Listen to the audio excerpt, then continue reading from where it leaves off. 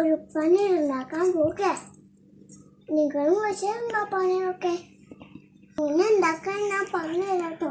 കാണാൻ കൂട്ടുകാരെ, ഇതിന് ആദ്യം നമ്മൾ കുറച്ച് മല്ലിയില, തക്കാളി, ഉള്ളി വേണം.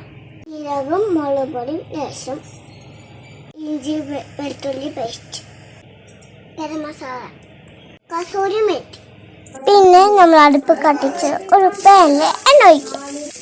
ജീരകവും പിന്നെ നമ്മൾ നേരത്തെ കണ്ട എല്ലാ സാധനങ്ങളും അത് ഇറക്കുക. ഇറക്കുക.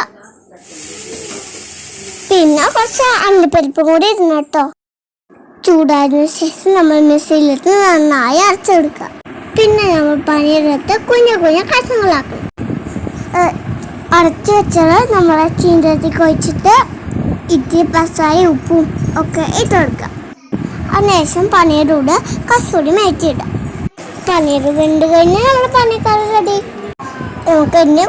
നമുക്ക് പൊറോട്ട കൂടിയോ പട്ടിയുടെ കൂടി എന്ത് കൂടെ വേണമെങ്കിൽ കഴിക്കാം. അപ്പം ഉണ്ടാക്കാൻ നോക്കില്ലേ?